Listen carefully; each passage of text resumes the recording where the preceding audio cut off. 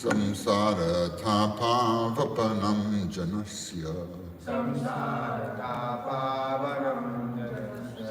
yachokama moha maya raga lobha nayavaitam manatmalingam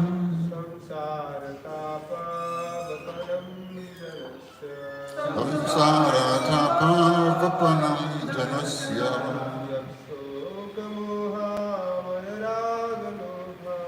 yachokka moha maya raga lobha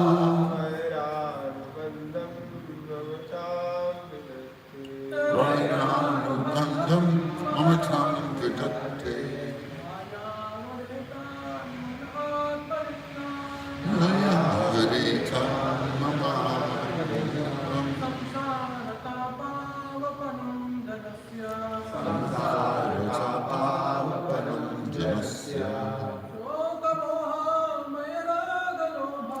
Yachokka moha maya raga lobha vayanubandham mamatam vidatte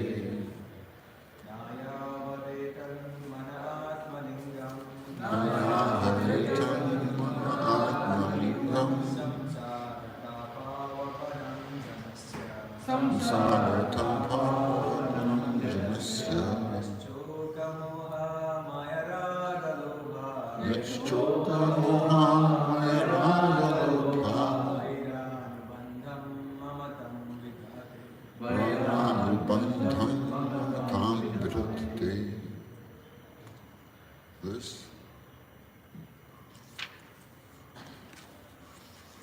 no, not yavat, as long as etat, this manah, mind, atmalingam, existing in the false designation of the soul,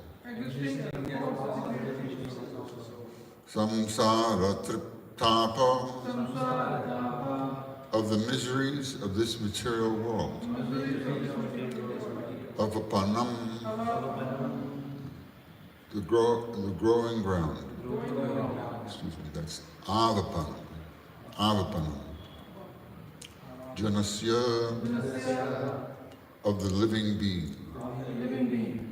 Yat, which. Shoka, of lamentation. Moha, of illusion. Amaya, amaya, of disease. Where am I? Yes, of disease. Raga, of attachment. Lobha, of greed. Vaira, of enmity. Anubandham, the consequence. Mamatam, the sense of ownership. Vidatte, gives. The soul's designation, the mind, is the cause of all tribulation. In the material world, as long as this is a fact to the conditioned living entity, he has to accept the miserable condition of the material body and wander within this universe in different positions. Because the mind is affected by disease, lamentation, illusion, attachment, greed, and enmity, it creates bondage for a false sense of intimacy within this material world.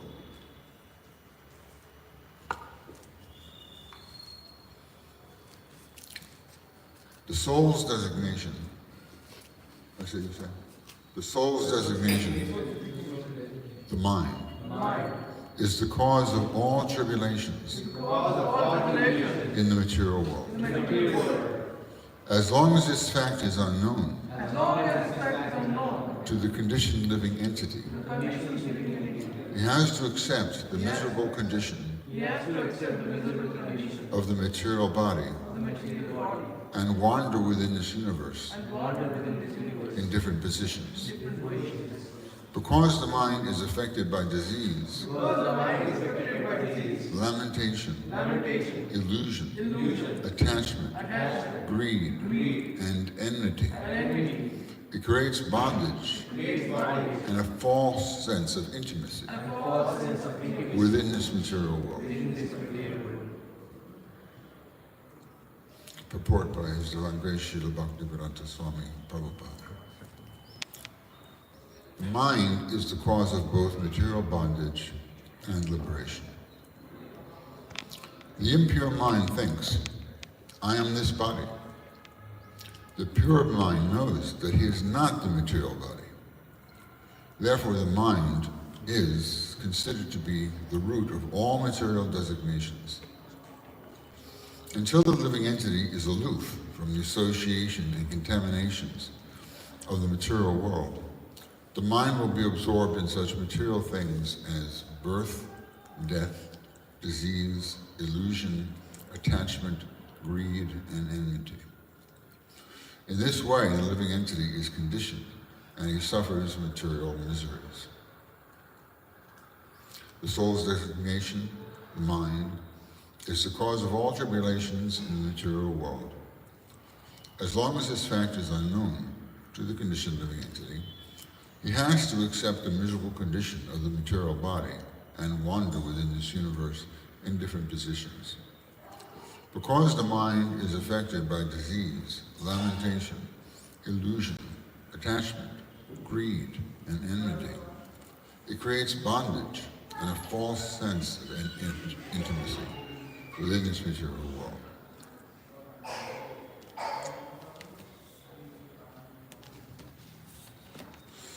So Krishna also says in the Bhagavad Gita, he tells Arjuna that the mind is the cause of bondage, but if the mind is uncontrolled, it is the cause of bondage, and if the mind is liberated, one follows the intelligence is just right next to the Paramatma, then one is liberated. So it's not always so easy to follow the intelligence. If one is suffering terribly, then one doesn't feel well. Even the great souls sometimes don't feel well. So, how can we be liberated and at the same time we're sometimes experiencing great pain? Perhaps it is partly because, forget that perhaps, Prabhupada says, if you start a sentence with perhaps, you should finish it in the closet.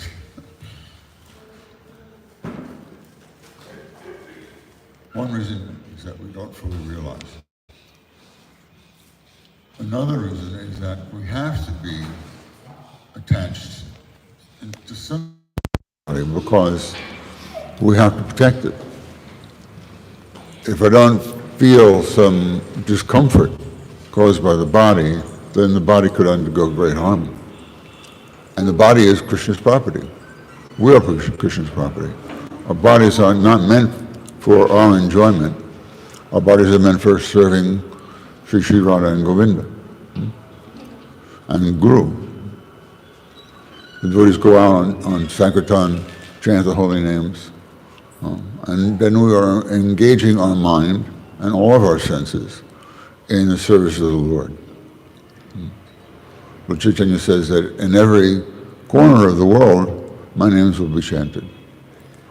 And Bhakti Vinod also predicted the same thing. He predicted that one day people from all over the world would come to Sridham Mayapur. And Srila Prabhupada fulfilled that prediction of Bhakti Vinod Thakur. So yesterday I was very, very eager to give class, but today my mind is very sluggish. But still, I said, okay. So still, I have to perform my duty. I agreed to do it.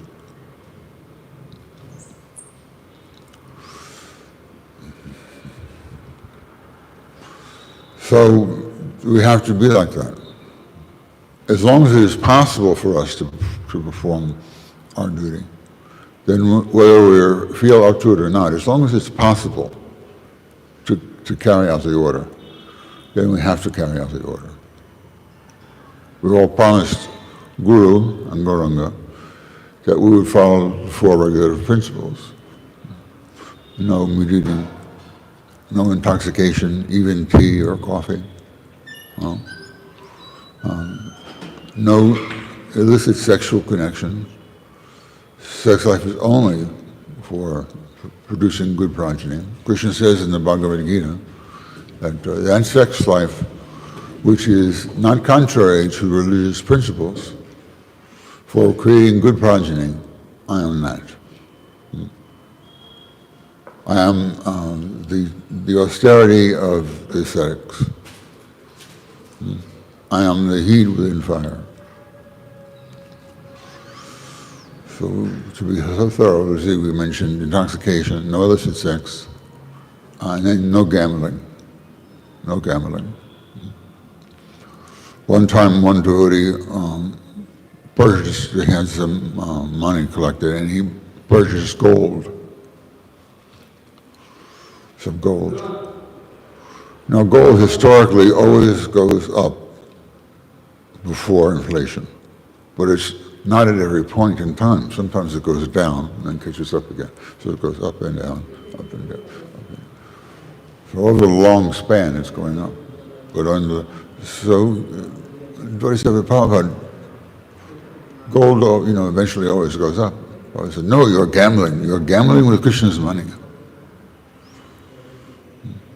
So we should not, even if there's some risk, unnecessary risk, then we should not do something. If risk is necessary, then we have to do something. If you cross the street, you have to go somewhere. There's some risk, especially in India. There's some risk.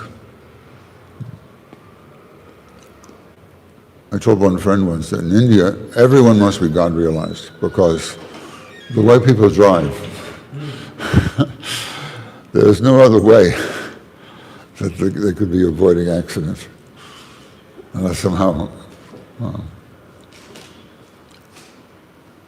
So we should always depend on Krishna in the heart.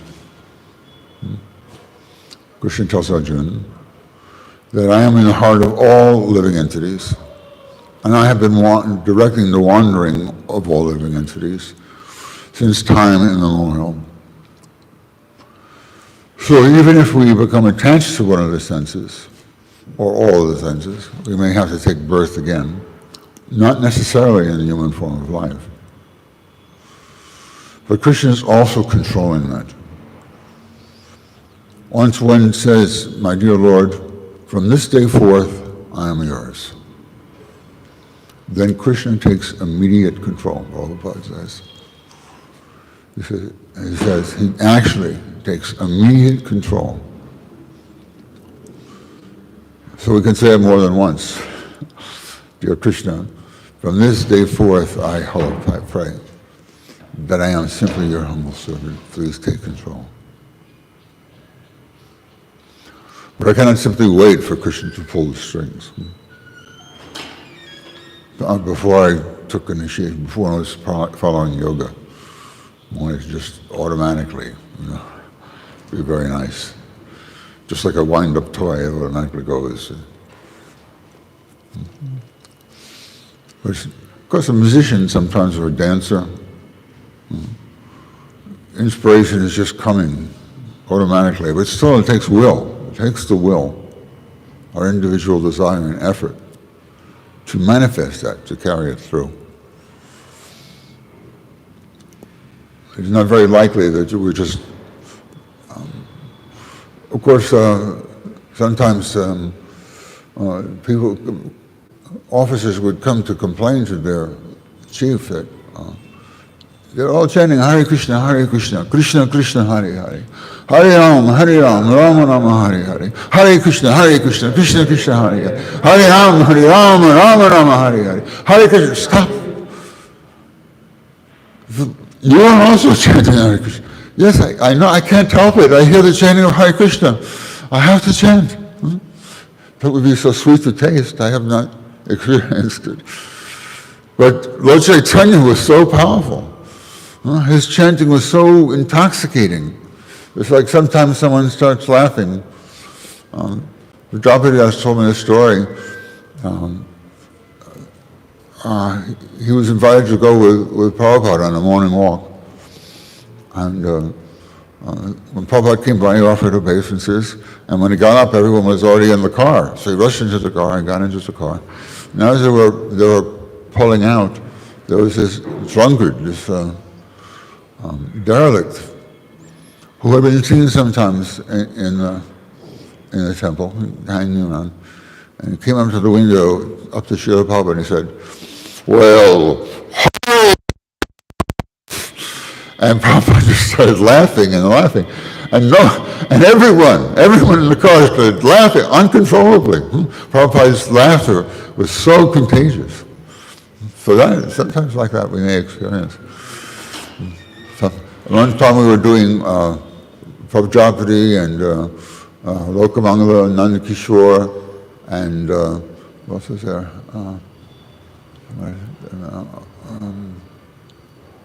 Chitsukananda. Chitsukananda was playing the part of a demon. He was saying, and I'm going to kill all the members of the Yanis dynasty, and I'm going to kill all these people, and then I'm going to kill Krishna. And spontaneously, we all just burst into laughter, because it is totally impossible. Nobody can possibly kill Krishna. Cannot be done. One time, one demon, you probably know his name, I don't remember. He came before Krishna, and they were having a battle. And this demon, he produced a false representation of his father, Vasudeva. You know the name of this demon? Huh? Salva. Oh, Salva. And he cut off Vasudeva's head. And momentarily, Krishna felt some lamentation. But Prabhupada explains, no, actually he knew. But he just wanted to taste a little bit. What is this lamentation? Briefly, that we all experience. So Krishna may appear to die. The demons, they like to point out that in the pastime of Krishna, before he left, he was shot by the arrow of a hunter. He was shot in the heel, on the foot. And that hunter had a benediction that anyone who was hit by that arrow, they would die.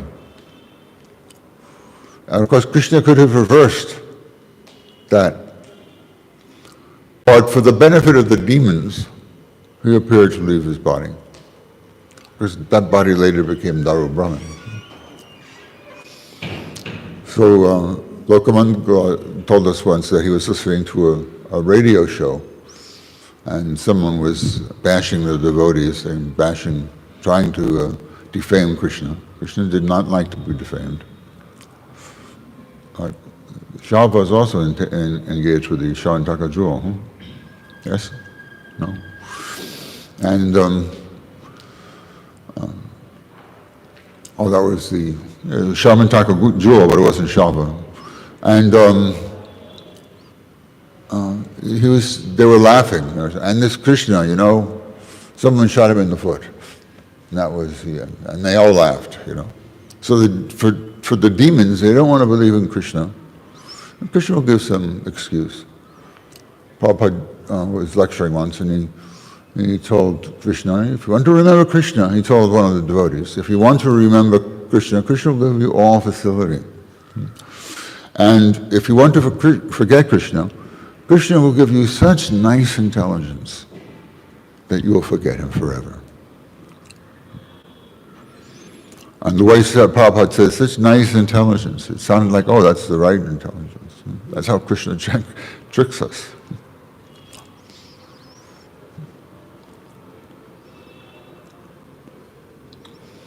So we do not want to forget.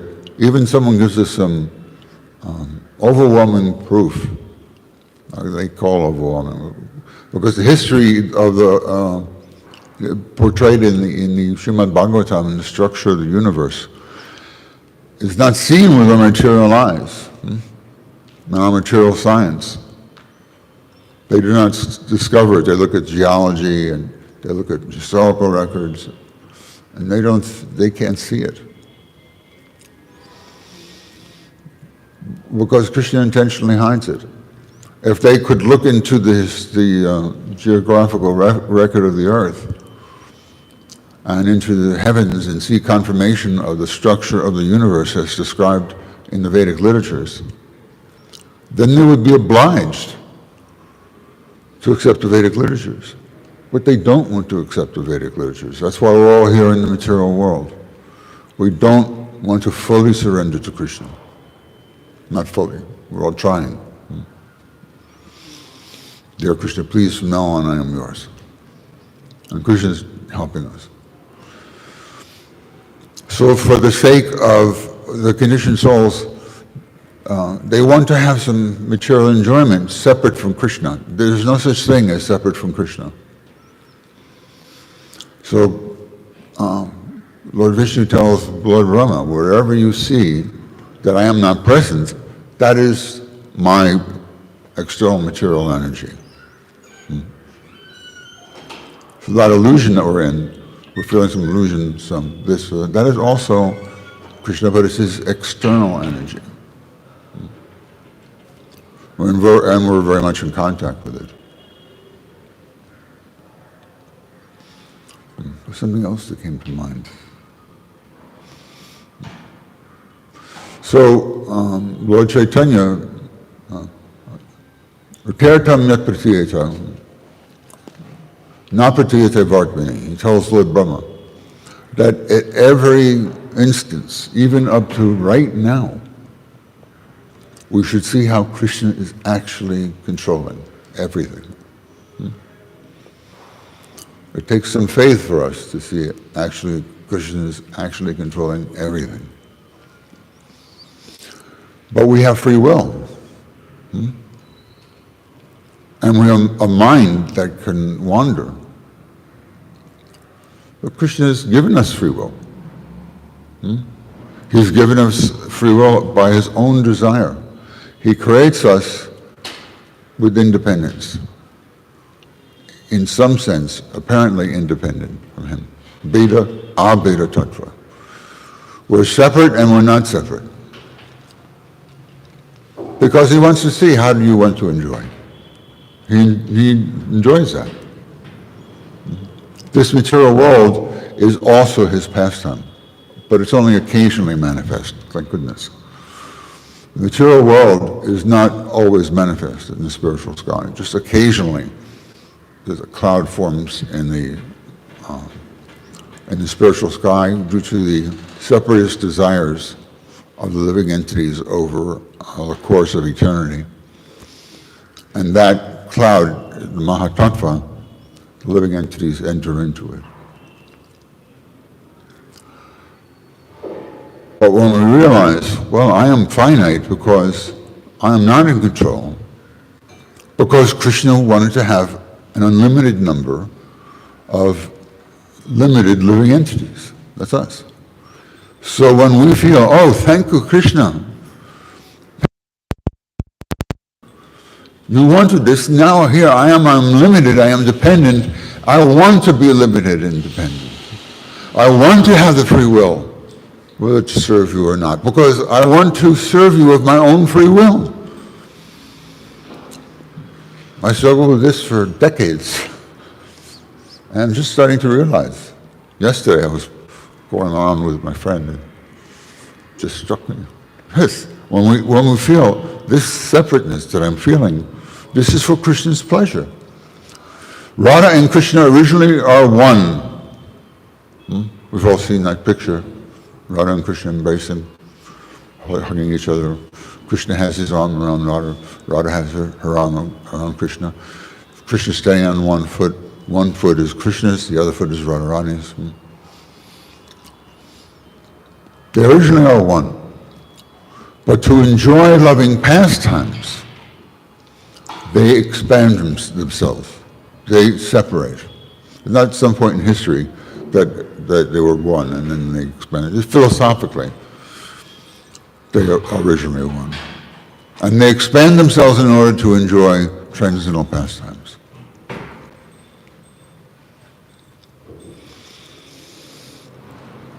One time Ramchandra explained, one soul pointed out to him, you are all-knowing, you're Sarvagya. So you know what will happen. And he says, yes, but I never look into the future to see what will happen. He likes to be right here, right now, just like he told Lord Brahma. He knows and he doesn't know. He knows what we're going to do, but he's curious to see what we're going to do. One time,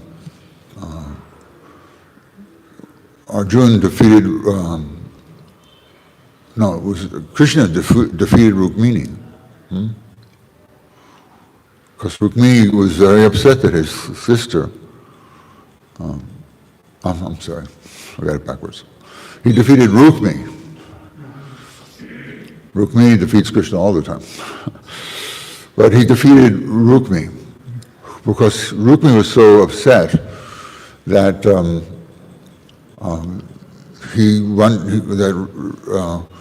Rukmini was captured and stolen by Krishna. Rukmini was driving the chariot. She was not exactly kidnapped. And Krishna was fighting all the enemies. So he was supposed to, he was supposed to do something to punish him, right? Cut off his head. It was a normal. But Rukmini prayed for his life. He is my brother. He is now your brother-in-law. Please, don't do this. So what to do? Krishna shaved off his long hair, which for a Kshatriya is worse than death, to be defamed in that way. But Rukmini was still upset. So Balaram came on the scene and he said, Krishna, you should not have done this. Rukmini is now our cousin, our relative. He's part of the family. You should not have done this to a family member. And then to Rukmini, he said, you should not be unhappy that Krishna has done this. Because he had to punish Rukmini in some way. You should not. This family attachment is only temporary. My friend Ishadas one time he told me that when Krishna is with the cowherd boys and the gopis complain against him, then the cowherd boys all side with Krishna. But if he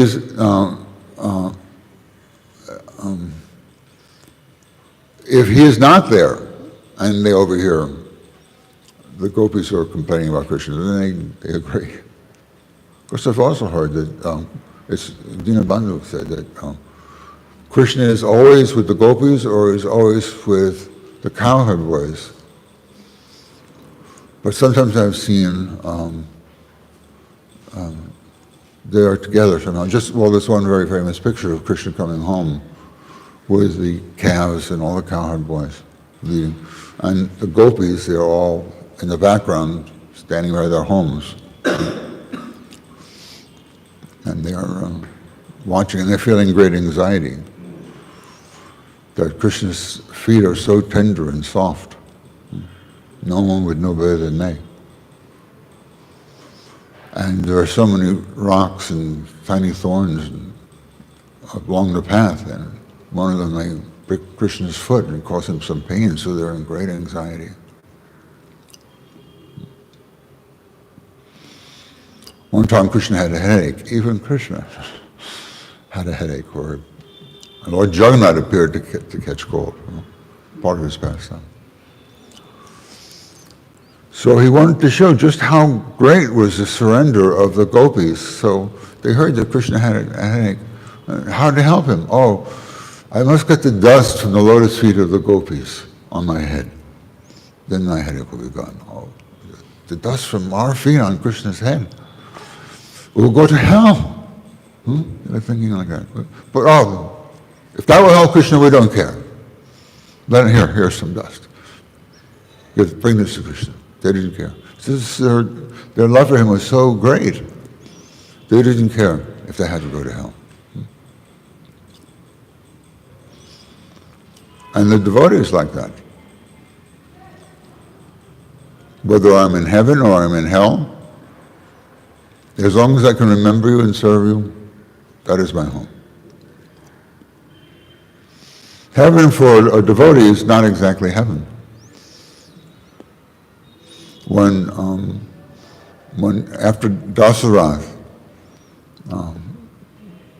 passed on, he came in a dream, or somehow he appeared before Ramchandra, and he said, I could not be happy even in heaven knowing that you were feeling separation from Sita and unhappy in this world. So we will not be happy in heaven, thank goodness. Great sages on their way to the spiritual world, sometimes Indra, he's a little jealous because he has to stay here, finish his job. He's no longer bound. Formerly he was bound by the material energy, and he was feeling the influence of the material energy. And out of envy of Krishna, Krishna's just a village boy, he thought, and they're giving all the things they customarily give to me. It wasn't a Vedic injunction. Krishna asked, was this a Vedic injunction? No, it's just more or less customary. Lord Indra gives us the rain, and we need the rain to grow crops. Oh, but Father, Indra showers water even on the ocean where it isn't necessary. He has to, it isn't necessary. So finally, Krishna, giving this material philosophy, he convinced Nanda, all right, we'll worship Govardhan Hill first. And Indra became very, very angry. Just think how wonderful the preparations of the people of Vrindavan, the Rajvasis, how wonderful they must have been that Indra missed them so much. How many villages are offering make some sacrifice to Indra? And Indra is enjoying how much pleasure, how many wonderful preparations, how many beautiful young girls dancing, how many gorgeous palaces, roads lined with gold. How much he is enjoying, but the simple prasadam of one village. He was attached. We also, by Guru and Gauranga's grace, we become attached to prasadam. We become attached. So he became very angry. And after Krishna lifted Govardhan with his left pinky, I'm left-handed, my misfortune. But for everyone, the left hand is the weaker, left arm is the weaker arm, it's the lesser hand. And not only his hand, but just his tiny little finger, the tiny little finger. So Prabhupada said, just see, you're a big holocaust, so you're a big flood, time of devastation. He called Samvartaka cloud, which he summons at the time of devastation of the material world. Stopping it is just the job of my one little left pinky. So Indra came to his senses. He came to his senses. And he understood, he came and he offered. He was hesitant to go and offer his obeisances and beg forgiveness. He was very embarrassed. But his mother, Aditi, she encouraged him, yes, you should go. It'll be all right, you should go. So on his mother's order, he overcame his fear, and he placed his crown at Krishna's lotus feet. And Krishna forgave him and also assured him that he would be liberated. But still he had his job to do. Okay, now you can go home back to heaven. So he still had some karma to pay off. We don't want Krishna to tell us that, okay, you did some nice service in this world, but I go back.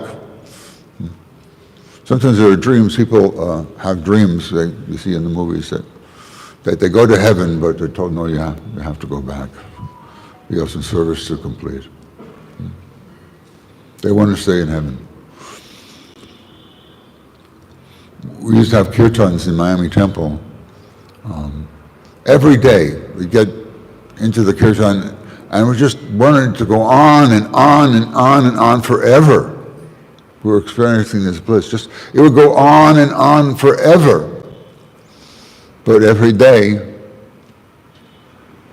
the kirtan would come to an end. And then we had our duties to perform. But the bliss that Lord Chaitanya is distributing is pratipadam. At every step, purnamrita swadanam. This Sankirtan causes us to taste nectar, and not just nectar, but the full nectar of devotional service. How much we should be hankering for that. Yes, sometimes it's very sweet, very wonderful. I just want to stay out here and distribute some more books. But no, Prabhu, you have to come home and rest because we have to go and do this again tomorrow.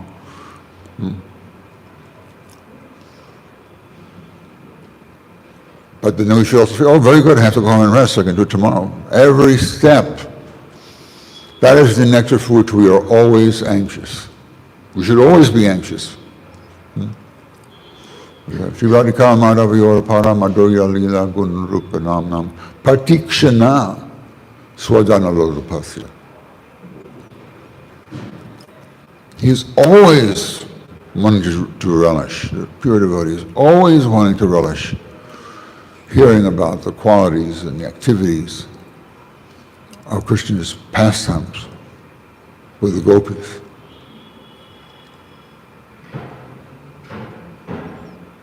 So how far away from that are we from that?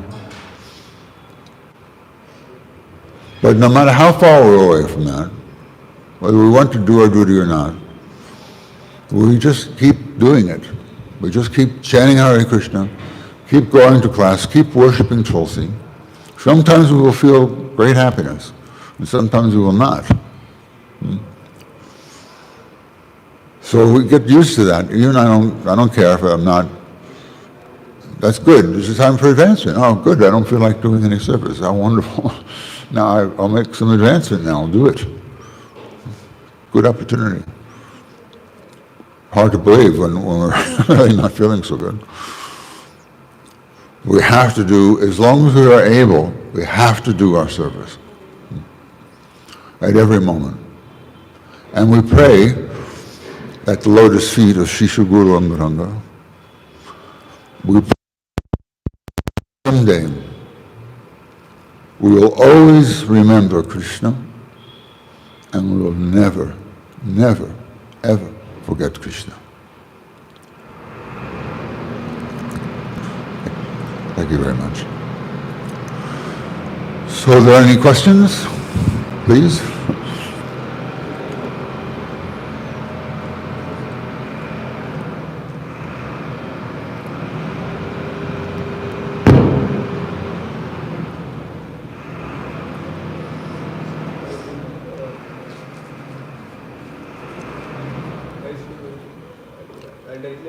Yeah, you say and I'll repeat back so everyone can hear. Oh, it's working?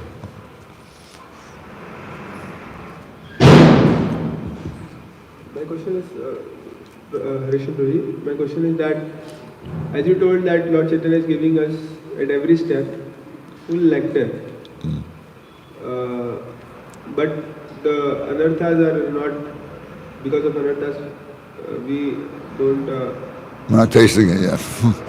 not tasting it also we can't digest it also. Right.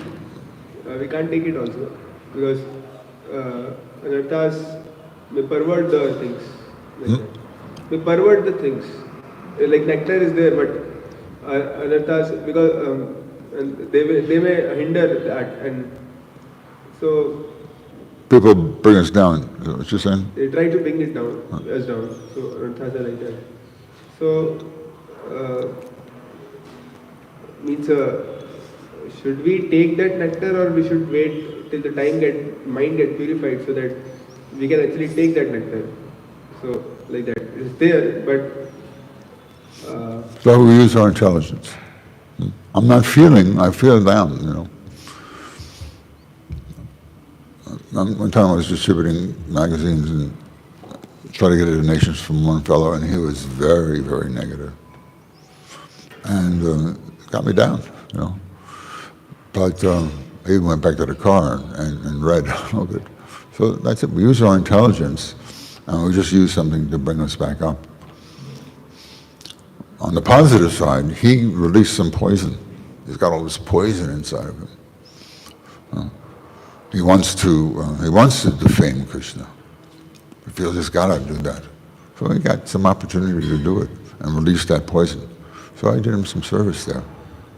But I feel the brunt of it. So I use my intelligence.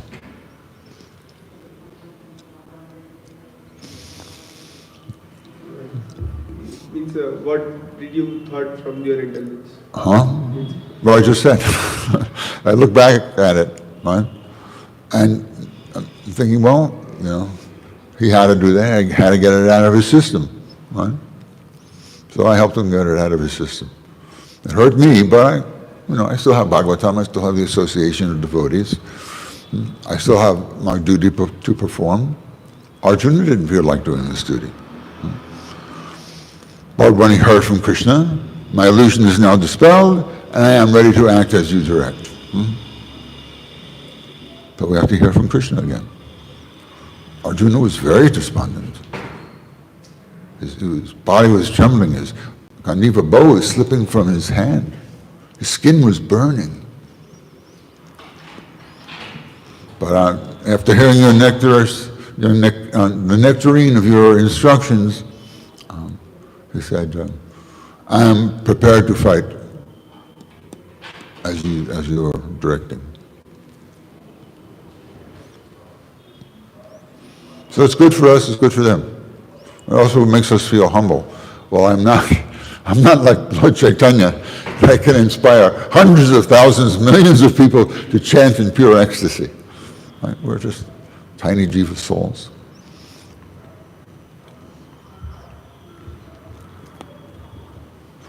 Hare Krishna Prabhuji. Thank you very much for wonderful class. So my question was like, we stay in association of devotees. So many times we look forward for some association of some particular devotees whom we can gel with, and with some people we cannot gel very well. So We're not judged very well? means we cannot relate so much with them, with their mentality, and so many times I see we feel devotees who are in mode of goodness.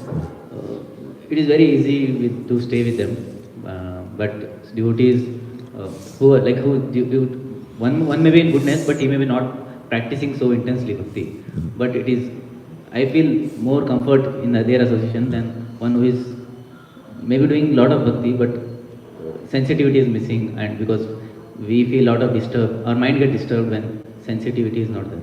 So how to see these things, because our mind, they may be performing very nice service, but our mind gets disturbed when sensitivity is not there. So how is it bad to appreciate someone who is sensitive but not so much performing intense bhakti? Well, we're not Uttama Adhikaris. Our tendency is to think, I'm actually the best devotee in the whole movement. That's the Kanistha Adhikari. This is the best temple to be in, right? Best country to be in, best city to be in. And I'm the best devotee. That's the Kanistha Adhikari. But we're trying to raise ourselves to the Majjhima Adhikari. We're getting some taste. So the Majjhima Adhikari, he worships the Lord. We worship the Lord. We associate with the devotees. We preach to those who just don't understand. They may not be for us. Christ once says, whoever is not against us is for us. So we preach to those who don't really understand, or they may have some negative, but we can help them, we preach to them. And those who we cannot help, who are just so negative, we avoid them. So if we find you don't hang out there arguing with some big demon. The tendency is there, I'm going to defeat you. No. Thank you very much for your honest opinion, sir. Have a good day. At least you're being honest. Right? But he says, I don't like you Hare Krishnas. Lord Chaitanya says, oh, he said Hare Krishna.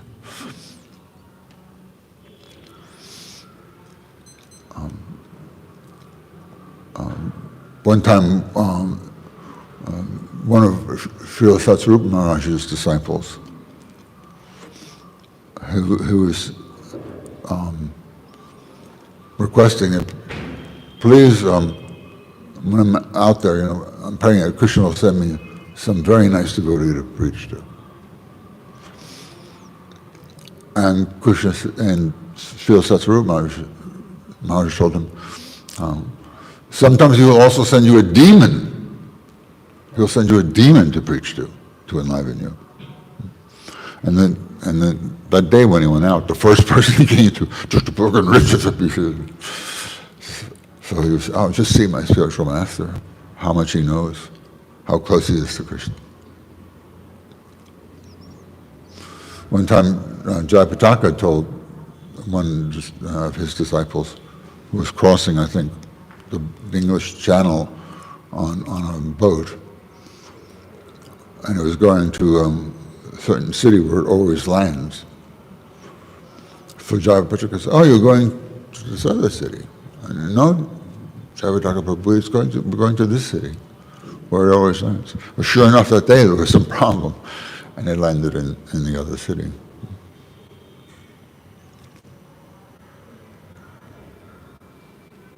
So your question was? My question was how much important sensitivity is in the path of bhakti? Because when you are sensitive, all the devotees appreciate. You may not be very advanced devotee, but devotees appreciate. They feel that is a part of Vaishnava Seva. You don't disturb others' mind. Right. So someone may disturb others' mind. So is it that is also will hamper their bhakti if someone? If someone disturbs their mind, then we should just politely excuse ourselves and engage in some activity. Krishna's pastimes are nitya yavana vayamana. They're always new and they're always refreshing. So we just refresh ourselves. You get hungry, you take prasadam. And we should also not disturb their minds. We should not. Prabhupada heard that the devotees sometimes they were defeating the Christians, just tearing them apart when they were out preaching, Prabhupada said, no, you should not do that. Krishna says if someone devotes himself to some particular devata, some particular demigod, then I make his faith firm so that he can make progress in that way. They shouldn't give up Christ because of our preaching. Heaven forbid. Prabhupada doesn't ask, he's not asking anyone to change their religion. But you become better. You have your own name of God, then chant your own name of God. The process will work.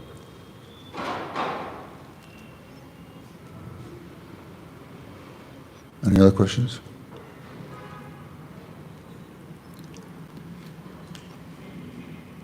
Geez, any questions?